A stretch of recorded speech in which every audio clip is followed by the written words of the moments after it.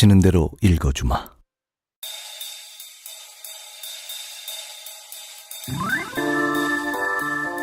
안녕하세요, 성환경입니다.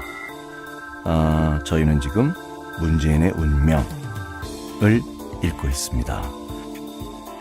오늘 리얼미터에서 발표한 대통령 지지율 73%인가 그랬던 것 같아요. 우리 이니의 지지율이 많이 올랐습니다. 80%까지 가야죠. 그리고 뉴스를 보다가 우리 군인들, 사병들 월급이 2배 가까이 오른답니다. 이병이 30, 병장이 40만 원? 뭐 이렇게 2배 가까이 올랐다고 해요. 대통령을 잘 뽑으면 이런 일도 생깁니다. 군대 가서 집에서 돈 받아 쓰는 건 좀 그렇잖아요. 여태까지 많이들 그랬는데 이 정도 월급이면 집에서 돈을 붙여주지 않아도 군대 생활 할 수 있을 것 같습니다. 인사말을 짧게, 본문은 길게. 금년엔 그렇게 하도록 노력해 보겠습니다. 문재인의 운명. 대학 생활부터 시작해 보겠습니다. 시작합니다.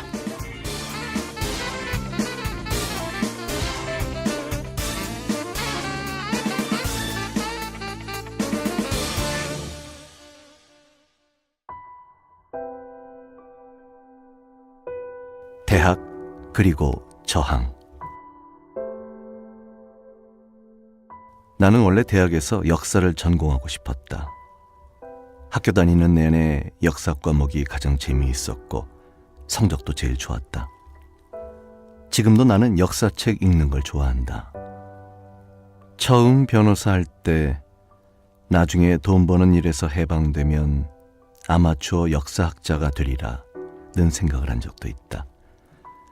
그래서 대학 입시 때에도 역사학과를 가고자 했다. 그런데 담임 선생님과 부모님이 반대했다. 내 성적이 법대 상대에 갈 수 있는 등수라는 게 이유였다. 할 수 없이 방향을 틀었는데 입시 공부를 등한히 한 대가를 톡톡히 치렀다. 대학 입시에서 실패했다. 재수 끝에 당시 후기였던 경희대 법대에 입학했다. 학교 부근에서 하숙 생활을 시작했다. 시대는 점점 암울해졌다. 1학년 때 박정희 정권이 10월 유신을 선포했다. 삼선 개헌으로 집권을 연장한 것으로도 모자라 아예 영구 집권을 하려는 것이었다. 전날 밤 탱크들이 시내를 질주했다. 다음 날 아침엔 대학마다 탱크가 진주해 있었고 유신 선포와 동시에 무기 휴교령이 내려졌다. 대학생들은 강의실 대신 술집이나 하숙집에서 모여 시국을 개탄했고 울분을 토했다. 10월 유신은 법대생에게는 더더욱 황당한 일이었다. 유신 헌법이 만들어지자 기존의 법전과 교과서들이 무용지물이 돼버렸다. 그래도 법학이 과연 학문이라고 할 수 있는가? 법학이 과연 학문인가? 라는 회의가 법대생들을 짓눌렀다. 수업에 들어가기 싫었다. 새학기가 돼 학교 문이 다시 열렸을 때 있었던 헌법교수의 첫 강의가 오래 기억에 남아있다. 당시 꽤 유명한 헌법학자였던 그분은 자신이 쓴 헌법학 책을 강의 교재로 썼는데 휴교 기간 동안 유신헌법 책을 새로 쓰고 새 책으로 강의를 했다. 100분 강의 내내 학생들을 바라보지 못하고 교실 천장만 바라보면서 강의했다. 유신헌법 책을 쓰고 유신헌법 강의를 할 수밖에 없는 부끄러움을 제자들에게 그렇게 표현한 것이다. 그 시절 나의 사회의식을 키운 것은 하숙생활이었다. 일상생활에 아무 통제가 없는 자유에다 대학생들끼리 모여 있으니 밤늦게까지 시국 담론을 나누기 일쑤였다. 나는 고등학교 선배들과 함께 하숙을 했다. 여러 대학이 섞여 있어서 다른 대학의 학내 저항운동 소식을 들을 수 있었다. 현실 비판적인 사회과학 서클 또는 농촌운동 서클들의 소식, 지하신문들, 학내 시위 소식과 시위 때 뿌려진 선언문 같은 것도 접했다. 선배나 친구들을 따라 그 시절 학생운동이 가장 강했던 서울대학교 물리대와 고려대 시위를 구경 가기도 했다. 대학 시절 나의 비판의식과 사회의식에 가장 큰 영향을 미친 분은 그 무렵 많은 대학생들이 그러했듯 리영희 선생이었다. 나는 리영희 선생의 전환시대의 논리가 발간되기 전에 그 속에 담긴 베트남 전쟁 논문을 창작과 비평 잡지에서 먼저 읽었다. 대학교 1, 2학년 무렵 잡지에 먼저 논문 1, 2가 연재되고 3학년 때 책이 나온 것으로 기억한다. 처음 접한 리영희 선생 논문은 정말 충격적이었다. 베트남 전쟁의 부도덕성과 제국주의적 전쟁의 성격, 미국 내 반전운동 등을 다뤘다. 결국은 초강대국 미국이 결코 이길 수 없는 전쟁이라는 것이었다. 처음 듣는 이야기는 아니었다. 우리끼리 하숙집에서 은밀히 주고받은 이야기였다. 그러나 누구도 부인할 수 없는 근거가 제시돼 있었고 명쾌했다.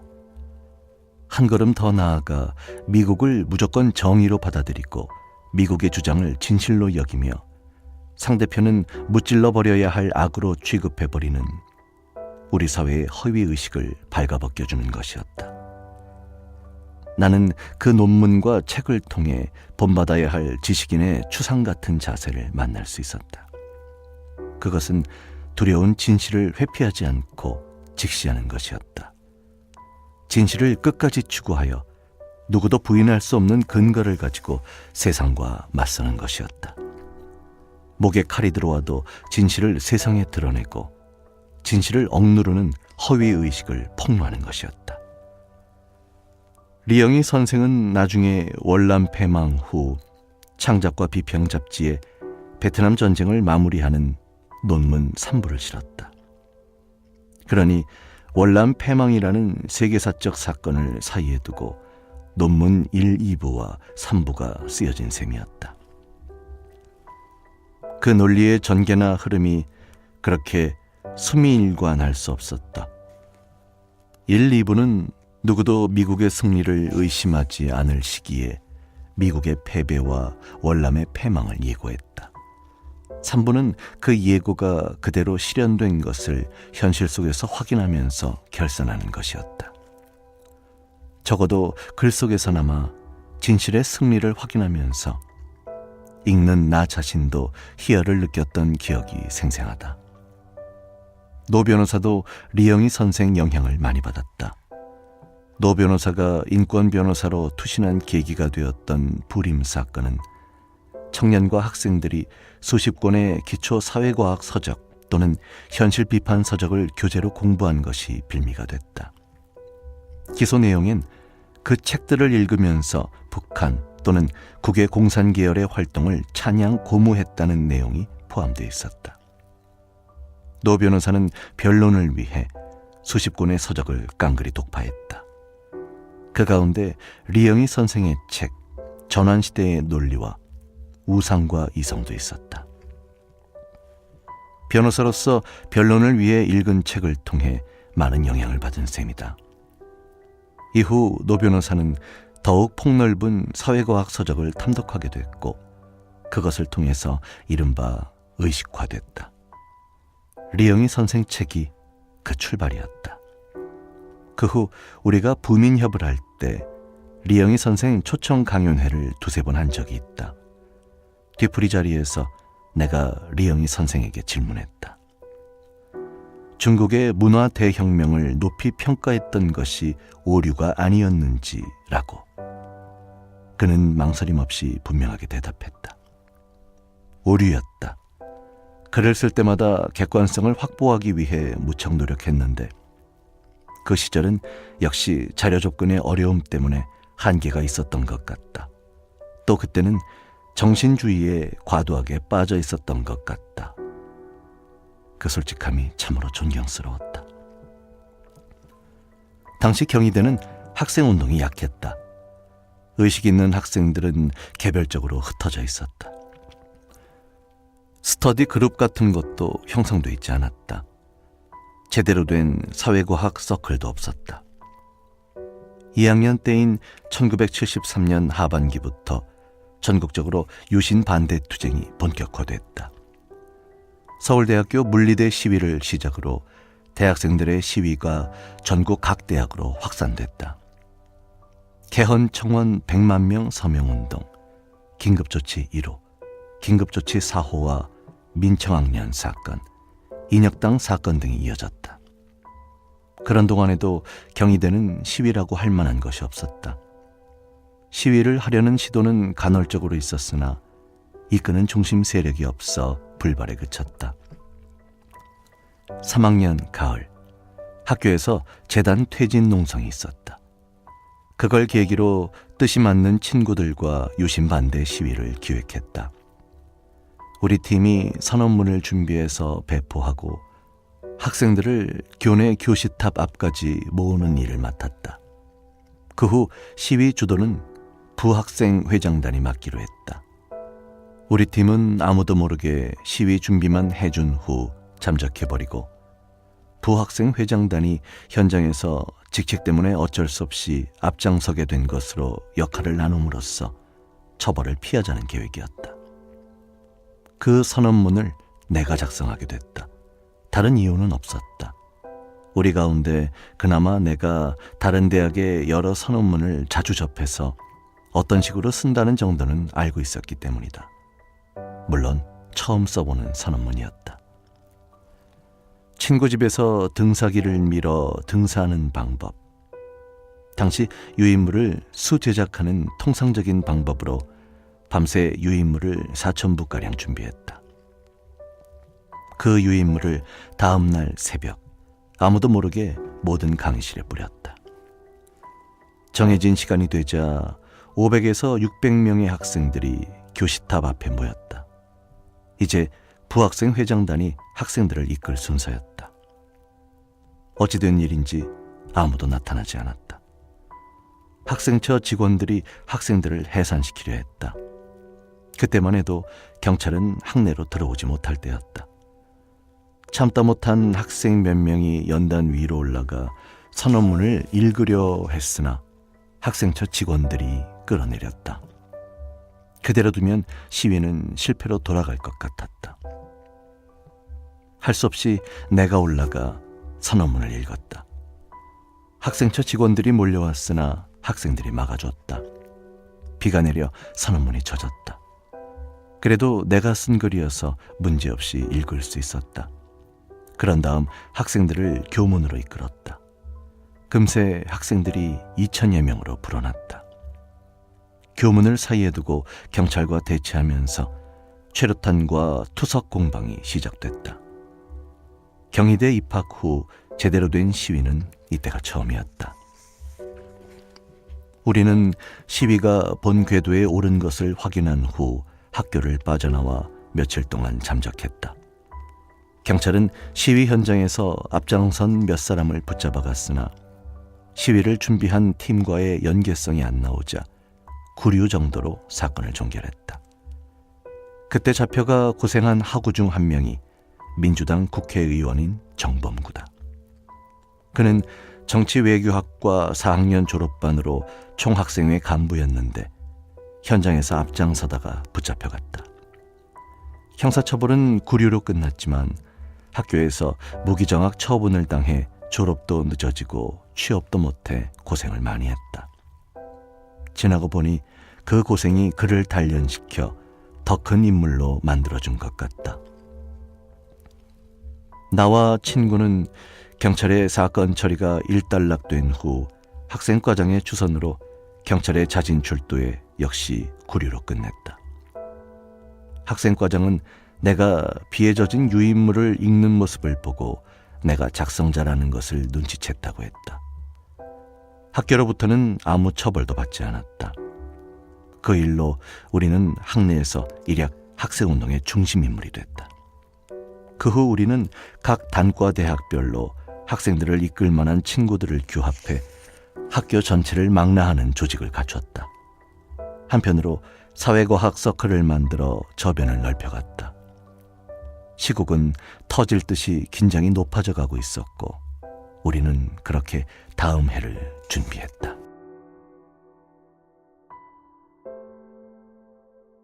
구속, 그리고 어머니. 1975년 새 학기가 시작될 때 대학가는 어느 학교라고 할 것 없이 유신 정권과 전면전을 벌여야 한다는 분위기가 넘쳐 흘렀다. 1973년 하반기부터 시작된 대학생들의 반유신 투쟁 열기가 제야와 기독교권 그리고 언론 쪽의 자유언론 수호운동 등과 맞물리면서 최고조에 달한 느낌이었다. 베트남에서 독재 정권에 저항하는 승려들의 분신 소식이 이어졌다. 그런 투쟁까지 가야만 유신 정권을 깨뜨릴 수 있을 것 아니냐는 말까지 나돌았다. 1975년 4월 서울대 농대 김상진 열사의 할복은 그런 분위기가 현실로 나타난 것이었다. 경희대는 마침 1975년 4월 초 오랜만에 실시되는 직선제 총학생회장 선거가 있었다. 그전까지는 대의원 간접선거였다. 우리는 총학생회를 장악해 총학생회 주관으로 유신 반대 시위를 하기로 했다. 우리 쪽에서 후보를 내고 조직 역량을 총동원해 총학생회장을 당선시키기로 했다. 성공했다. 그때 당선된 총학생회장이 후일 민자당과 신한국당 사무총장을 지내고 한나라당 부총재까지 했던 강삼재 전 의원이다. 나는 총학생회 총무부장을 맡았다. 친구들도 이런저런 간부를 맡았다. 그렇게 총학생회가 출범하자마자 총학생회 주도로 비상학생총회를 개최했다. 역시 시위 준비는 우리 팀이 맡기로 했고 당일 비상총회와 시위를 이끄는 것은 총학생회장이 하기로 했다. 학교 안에서 총학생회 등사기로 밤새 유인물을 만들었다. 총학생회 명의의 시국 선언문이었다. 다음 날 교문에 총학생회 이름으로 비상학생총회 소집 공고를 내걸었다. 유인물은 아예 교문에서 총학생회 간부들이 등교하는 학생들에게 내놓고 배포했다. 처벌을 각오했다. 직선제로 선출된 총학생회가 앞장서서 유신 반대 시위를 주도하자 엄청난 규모의 학생들이 운집했다. 학생처 집계로만 5,000명이 넘었던 것 같다. 경희대생 전체가 7,000에서 8,000명 규모일 때였다. 학생들이 다 모였는데 총학생회장이 오질 않았다. 학교로 오다가 경찰에 붙잡혀 예비 구금됐다고 했다. 총무부장인 내가 총학생회장 대행으로 비상학생총회를 개최했다. 시국 토론을 하고 유신독재 화형식까지 한 후 대열을 이끌고 교문으로 향했다. 태극기를 들고 대열에 선두에 섰다. 경찰은 학교 앞을 봉쇄하고 교문에 페퍼포그 차량 가스 발사구를 들이민 채 기다리고 있었다. 우리가 교문에 접근해 밀어붙이려 하자 경찰이 갑자기 페퍼포그를 발사했다. 최루탄도 일제히 쏴댔다. 맨 앞에 있던 내가 페퍼포그 발사구에서 뿜어져 나온 확산되기 전의 가스를 얼굴 정면에 맞았다. 순간 정신을 잃었다. 학우들이 후퇴하다가 내가 쓰러져 있는 것을 보고 되돌아와 나를 학교 안으로 옮겼다. 물수건으로 닦아주고 돌봐줘서 한참 만에 정신을 차릴 수 있었다. 시위 분위기가 더 달아올랐다. 오후 늦게까지 정문과 후문을 오가며 격렬한 시위가 이어졌다. 오후 늦게 총학생 회장이 경찰의 눈을 피해 겨우 도망쳤다며 맨발 차림으로 학교에 왔다. 그때부터 시위 마무리를 그에게 맡기고 쉴 수 있었다. 당시 학내 시위가 벌어지면 학교별로 주동자 3명 정도를 구속하는 것이 보통이었다. 나를 비롯해 구속될 3명을 확정하고 서로 말을 맞췄다. 경찰이 학내 진입을 못할 때여서 학교 주변을 지키며 주동자를 체포할 준비를 하고 있었다. 시위가 끝난 후 우리 발로 걸어가 체포됐다. 청량리 경찰서 유치장에 구속 수감됐다. 처음부터 각오했던 일이었다.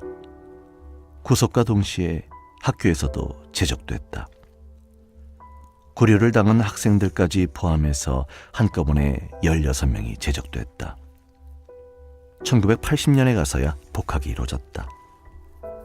지금은 다들 잘 살지만 오랫동안 그들에게 미안했다. 구치소로 넘어가기 전까지는 가족 면회를 시켜주지 않을 때였다. 응당 그러려니 했고 그것이 부당하다는 생각도 못했다. 나는 집에 알리고 싶지도 않았다. 언젠가 알게 되겠지만 가능한 한 늦게 알게 되기를 바랐다. 경찰에서 열흘 정도 조사를 받고 검찰로 넘어갔다. 검찰로 이송되는 날 오랜만에 유치장 밖으로 나오니 눈이 부셨다. 호송차에 올라탔다. 100원짜리 동전만한 구멍이 숭숭 뚫린 철판이 둘러쳐진 호송차였다. 오랜만에 보는 바깥 풍경이 궁금했다. 차 뒤편 구멍으로 밖을 내다봤다. 차가 막 출발하는 순간이었다. 어머니가 차 뒤를 따라 달려오고 계셨다. 소리는 들리지 않았지만 팔을 휘저으며 제인아 제인아 내 이름을 부르고 있었다. 호송차가 떠나면서 어머니는 금방 멀어졌다. 시야에서 보이지 않을 때까지 멀어지는 호송차를 바라보고 계셨다. 내 소식을 듣고 부산에서 급히 올라오신 모양이다. 면회를 안 시켜주니 헛걸음을 하다가 그날 검찰로 넘어간다는 말을 듣고 혹시 볼 수 있을까 하여 일찍부터 와서 기다렸던 모양이다. 그러다가 호송차에 올라타는 내 모습을 멀리서 보고 달려오신 것이다. 나는 그것도 모른 채 차에 올라타느라 어머니와 눈도 맞추지 못했다. 마치 영화 장면 같은 그 순간이 지금까지도 뇌리에서 떠나지 않는다. 혼자서 어머니를 생각하면 늘 떠오르는 장면이다. 서대문 구치소에 수감되고 나니 오히려 마음이 편했다. 다만 고통스러운 건 부모님에 대한 죄송함이었다. 어려운 형편에 무리해서 대학까지 보내주신 건데 내가 그 기대를 저버렸다는 괴로움이었다. 어머니가 호송차 뒤를 따라 달려오던 장면을 뇌리에서 지울 수 없었다. 가끔씩 면회 오는 어머니를 뵙는데 영 미안하고 괴로웠다. 옳은 일이라 하더라도 하필 네가 왜 그 일을 해야 했느냐라고 묻는 것 같았다. 할 말이 없었다. 아버지는 아예 면회를 오지 않으셨다.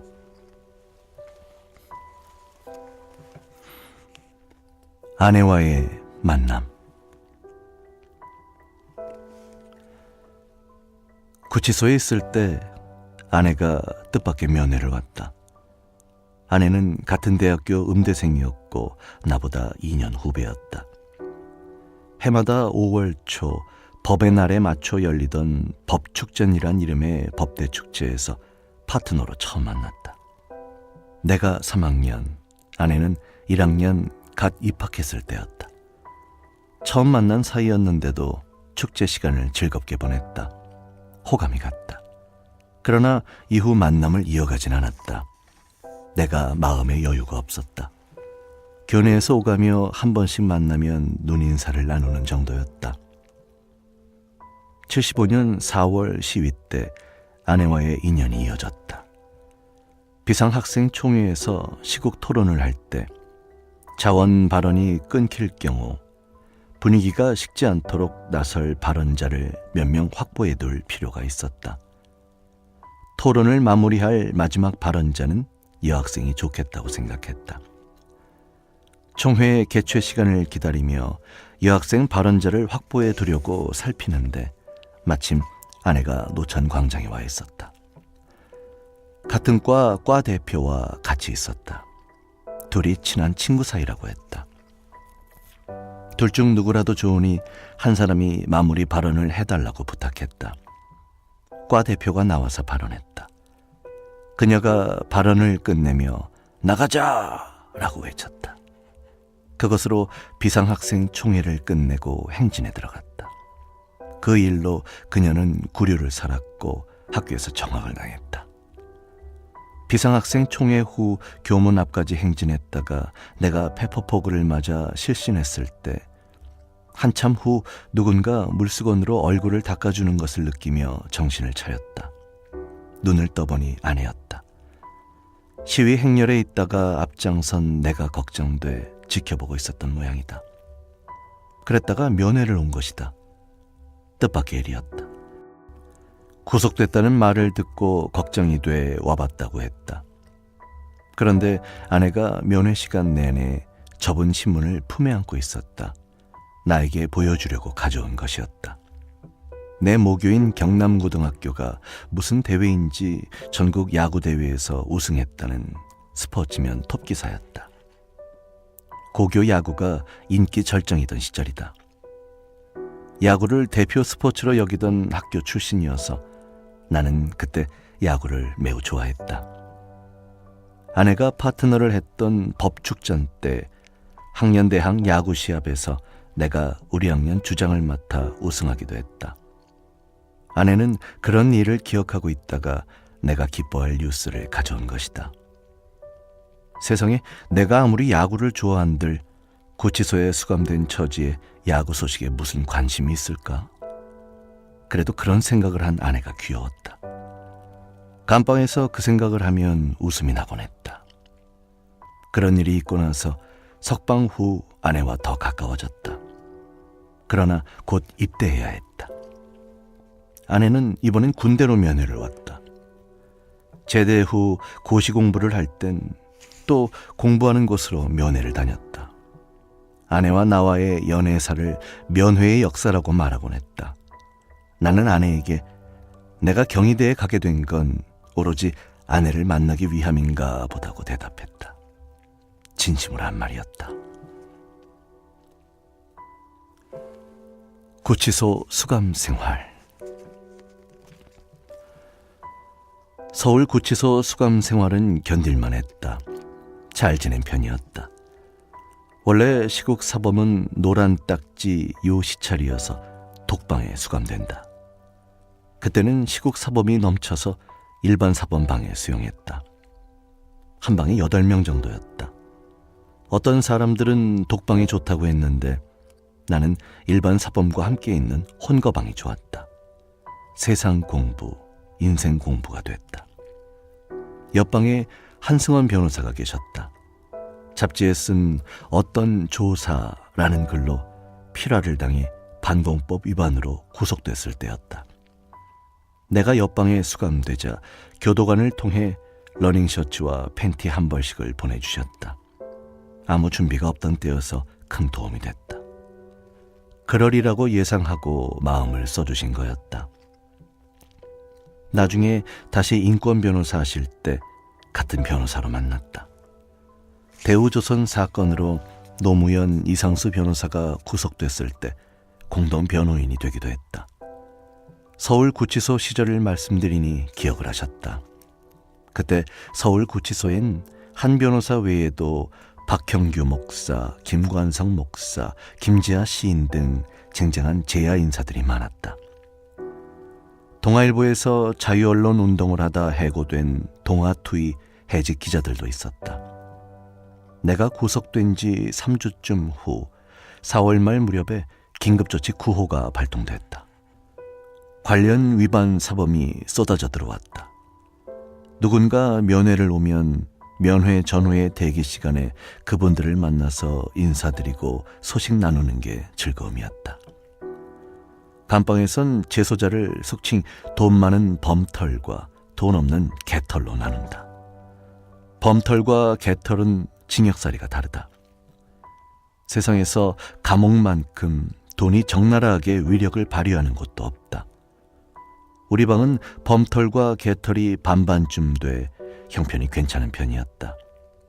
범털방과 개털방은 아침에 허용하는 세면 시간도 달랐다. 같은 방에 있던 사람들은 모두 나를 학생이라고 부르며 잘 대해줬다. 나도 명색이 법대 4학년이고 사법고시 1차 시험에 합격한 경력이 있어서 재소자들이 탄원서나 진정서를 쓸 때면 도움을 줬다. 그러자 다른 감방 사람들까지 도움을 청하곤 했다. 감방 생활 중 잊혀지지 않는 일이 있다.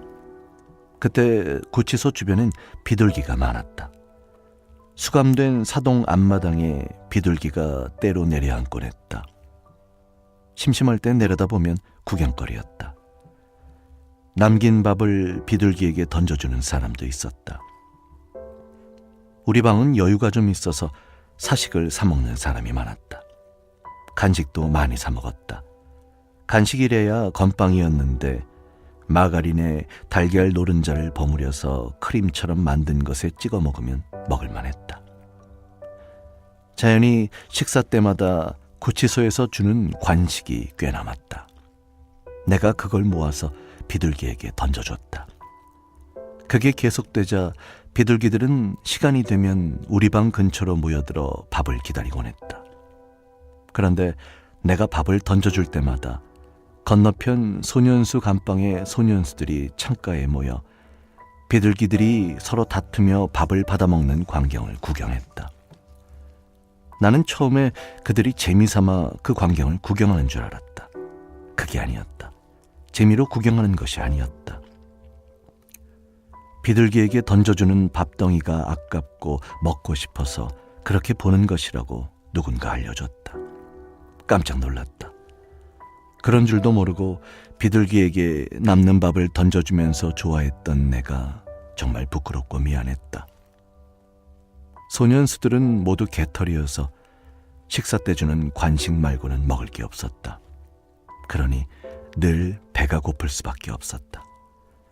그 후부터는 감방 동료들의 협조를 받아 관식을 한두 덩이 손대지 않고 통째로 남겨 소년수 감방으로 보내줬다. 필요는 발명의 어머니라는 말을 절감한 것도 그곳이다. 구치소 감방이라는 게 마룻바닥에 벽만 있는 곳이다. 그런데 그 작은 공간에서 못 만드는 게 없었다. 빵 봉지에 들어있는 작은 상표지 뒷면을 모아 벽지를 바르고 비닐빵 봉지로 빨래끈을 만들어 달았다.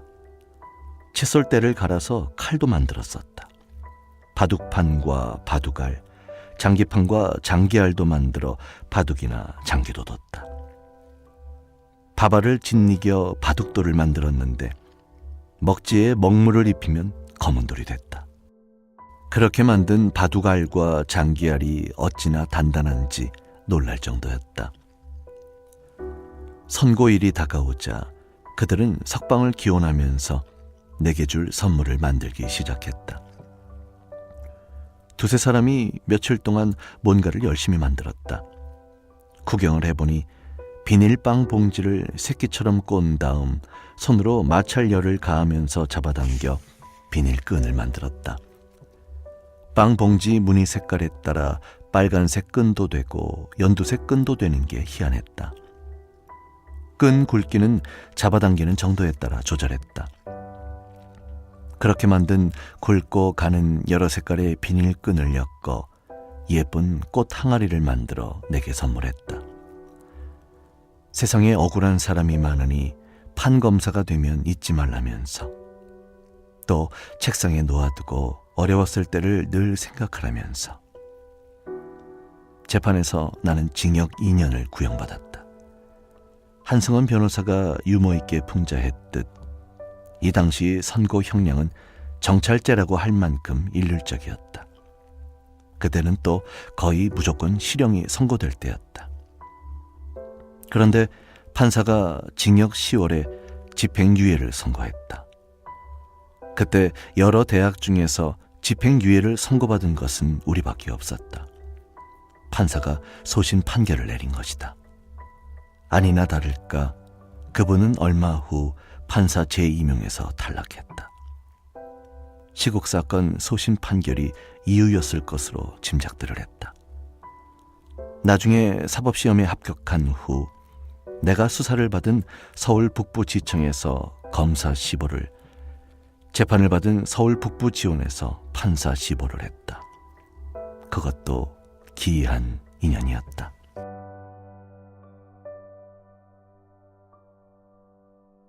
강제 징집.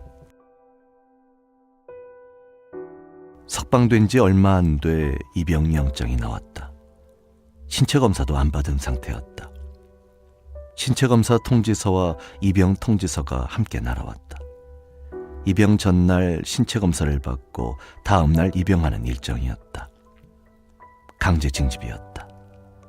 부당한 일이 또 있었다. 검사가 우리의 집행유예 판결에 불복해 항소했다. 나는 그 사실도 모른 채 입대했다. 나와 공범이었던 친구는 서울에 살고 있었는데 검사의 항소 때문에 입영이 연기됐다.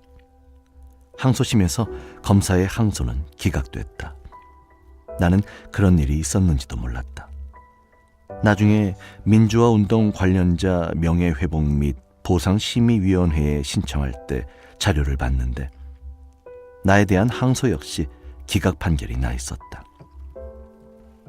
나는 군대에 가 있었는데 모르는 사이에 나 없이 항소심 재판을 한 셈이다. 내가 군대에 가 있으니 재판을 꼭 하려면 군사재판으로 사건을 이송하거나 아니면 검사가 항소를 취하해야 했는데 그냥 항소 기각을 선고해버린 것이다. 결과적으로 피해는 없었지만 당시 법원이나 검찰이 하는 일이 그랬다. 신체검사는 나 혼자 부산 국군통합병원에서 요즘 건강진단 받듯 이리저리 다니면서 받았다. 시력검사할 때였다. 어쩌는지 반응을 보려고 일부러 모두 안 보인다고 해봤다. 그러자 검사관은 씩 웃더니 정밀검사를 하지도 않고 그래도 갑종! 하면서 신검용지에 갑종 도장을 꽉 찍었다. 그리곤 준비돼 있던 입영영장을 다시 내줬다. 원래 날짜보다 일주일 연기된 영장이었다. 부모님께 이미 큰절 올리고 떠나온 터여서 그 길로 경남 하동 갈살이 선배가 야학을 하고 있는 곳으로 갔다. 당시엔 아주 외진 곳이었는데 중학교에 진학하지 못한 아이들을 가르치는 야학이었다. 밤에 초등학교 교실을 빌려 수업을 했다. 나이가 다양한 아이들이 교실 하나에 가득 찰 만큼 많았다. 인상적이었던 것은 아이들이 학교에 오면서 시멘트 포대를 하나씩 들고 오는 것이다. 갈사리는 원래 섬진강 하구의 섬이었다가 둑을 쌓아 육지와 연결한 곳이었다. 둑으로 막힌 곳에 강물이 고여 있어서 모기가 엄청나게 많았다. 모기가 그렇게 많은 곳은 처음 봤다. 1세제곱미터당 100마리라고 표현했을 정도였다. 밤에 학교 운동장에 서 있으면 모기떼가 금방 천지사방에서 모여들었다. 아이들은 시멘트 포대로 하반신을 덮고 수업했다. 모기가 옷을 뚫고 물기 때문이었다. 그렇게까지 하면서 밤늦도록 공부하는 아이들을 보면 마음이 숙연해졌다. 그 아이들에 비하면 나는 혜택받은 사람이었다. 그 아이들이 중학교 진학을 못한 것은 가난 탓도 있지만 학교가 너무 먼 이유도 있었다. 그때 갈사리가 속해 있는 금남면 전체에 중학교가 하나밖에 없었다.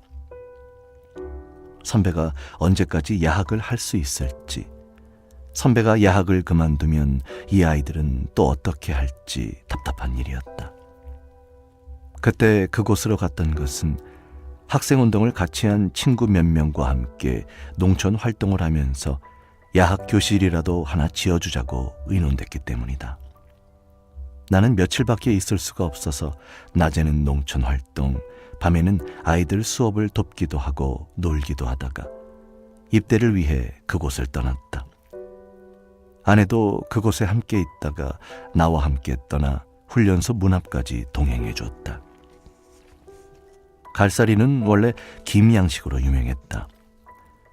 옛날에 알아줬던 하동 김 산지가 그곳이었다. 광양제철소 건설을 위해 광양만을 매립할 때 토사가 흘러와 김 양식장이 거의 폐사했다. 어민들이 손해배상 청구 소송을 해야 할 일이었다. 나중에 내가 변호사할 때 상담을 해줬다. 거리가 멀어서 소송을 직접 돕진 못했지만 나중에 승소했다는 말을 들었다. 근래 거기에 조선단지 조성이 추진됐는데 지금은 어떻게 변했는지 궁금하다. 입대한 훈련소는 향토사단이라는 창원 39사단이었다. 1975년 8월 초였다. 함께 입대한 사람들은 모두 하동 지역의 장정들이었다. 나와 똑같은 케이스에 강제 징집자 4명이 끼어 있었다. 군 복무는 당연한 일로 생각하고 있었다. 게다가 복학이 언제 될지도 모르니 오히려 잘 됐다고 생각했다. 전혀 겪어보지 못한 낯선 생활이어서 긴장됐지만 적응할 수 있었다. 훈련소에서는 선임 분대장을 했다. 논산 훈련소에서는 향도라고 불렸다. 대학 다니다 왔고 나이도 많은 편이어서 지명된 것이다. 나는 대학 4학년까지 입영이 연기되다 입대했기 때문에 훈련소 동기들보다 나이가 2살 많았다. 나이를 따지는 문화가 남아있어서 우리 소대원들은 나를 형처럼 대했다. 더위와 땀 이외엔 훈련소 생활에 큰 어려움은 없었다. 화생방 훈련 때 최루탄을 자욱하게 터뜨려 놓은 대형 천막 안에 들어가 방독면을 착용한 다음 일정 시간 견디는 훈련이 있었다. 원래 훈련 과정이 그런지 조교가 골탕을 먹이려고 그랬는지 모르지만 마지막에 방독면을 벗고 군가를 합창하게 했다. 다들 토하기도 하고 고통스러워했는데 나는 그것이 견딜만해서 신기했다. 데모하면서 최루탄에 단련된 덕분일 것으로 생각했다. 6주간의 훈련소 생활에서 가장 기억에 남는 것은 수료 직전에 있었던 소원술이다. 군대 갔다 온 아들에게 들어보니 요즘도 그 제도가 있다고 한다. 훈련병들이 훈련을 마칠 때 하는 것인데 훈련소에서 겪었던 고충이나 애로사항을 적어내게 하고 그것을 바탕으로 병영을 개선해 나간다는 취지였다. 조교나 기관병들의 구타, 기합, 각종 비리 등이 주 대상이었다. 구타는 그때도 근절 대상이었다. 적발을 위해 상급 부대에서 불시에 들이닥쳐 훈련병들의 엉덩이에 빠따 맞은 자국이 있는지 확인하기도 했다. 그래서 내가 훈련병 때는 조교가 빠따를 엉덩이에 치지 않고 발바닥에 쳤다. 발바닥 빠따는 엉덩이보다 몇 배로 아팠다. 나는 선임 분대장이었기 때문에 소대 훈련병들이 잘못할 때마다 대표로 맞았다. 그래서 발바닥을 꽤 여러 번 맞았다. 소원 수리를 앞두고 조교들은 소원 수리에 적어내는 놈은 필적 조사에서 가만두지 않는다 라며 겁을 줬다. 드디어 수료를 2, 3일 앞두고 상급 부대에서 소원 수리가 나왔다. 조교나 기관병들은 일체 가까이 오지 못하도록 내쫓고는 종이를 나눠준 후 고충이나 개선을 바라는 사항, 보거나 겪은 구타나 비리 등을 적어내라고 했다. 다들 머뭇거리자 여러분들은 훈련소 생활이 끝났지만 고쳐야 할 사항을 적어줘야 후배들이 같은 고충을 겪지 않게 되고 우리 군이 더 좋은 군대로 발전할 수 있게 된다 면서 진지하게 설득했다. 기관병이 상황을 살피러 기웃거리자 크게 야단쳐서 내쫓기도 했다. 무기명이니까 일체 불이익이 없다고 했다. 조교들이 겁을 줬을 테지만 그들은 소원수리 내용을 전혀 볼 수 없으니 염려 말라고도 했다. 그 분위기에 넘어가 결국 대부분의 훈련병들이 적기 시작했다. 사실 솔직하게 쓰자면 몇 장을 써도 모자랄 시절이었다. 그런데 그들이 돌아가자마자 조교들이 우리가 써낸 종이를 들고 들이닥쳤다. 가짜 소원술이었던 것이다. 남은 일과 시간 내내 기합을 받았다. 심각한 내용을 쓴 작성자를 색출한다며 공포 분위기를 조성했다. 다음 날 다시 소원수리가 나왔다. 똑같은 분위기에 똑같은 말을 했다. 이번엔 속지 않고 아무도 써내지 않았다. 알고 보니 그것이 진짜 소원수리였던 것이다. 그 좋은 취지의 소원수리를 따돌리는 수법이 어찌나 교묘한지 글 쓰는 재주가 있다면 그걸 소재로 단편 소설이라도 쓰고 싶을 정도였다. 훈련소 퇴소 때 훈련병들을 모두 연병장에 모아놓고 군장을 꾸리게 한 후 배치될 부대를 차례로 발표했다. 문재인 특전사령부! 라고 발표했다. 다들 특전사령부가 어디에 있는지 뭐하는 곳인지 몰랐다. 중학교 동기가 당시 사단 인사처 고참병장으로 있었다. 39사단에서 훈련받은 친구들 가운데 그 친구 백으로 의무병 등 편한 곳으로 빠진 친구들이 여럿 있었다. 그 친구가 찾아와서 강제 징집자 5명은 신원 특이자로서 인사 기록 카드를 특별히 관리하고 있어서 좋은 곳으로 보내줄 수가 없었다고 내게 미안해했다. 그리고 과거에는 데모하다 끌려온 학생들을 보안사 같은 곳에 배치해 활용했는데 요즘은 고생시키는 쪽으로 방침이 바뀌었다고 일러줬다.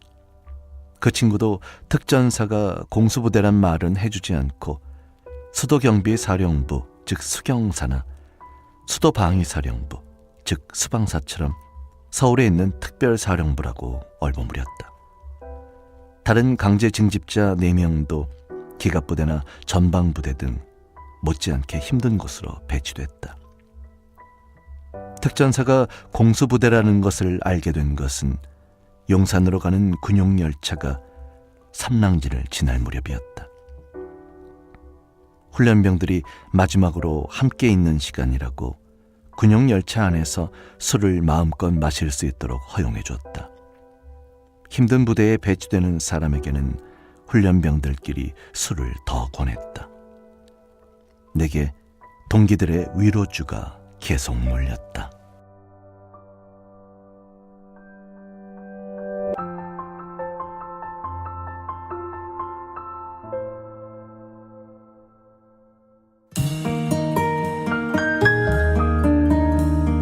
성완경의 슈퍼스타.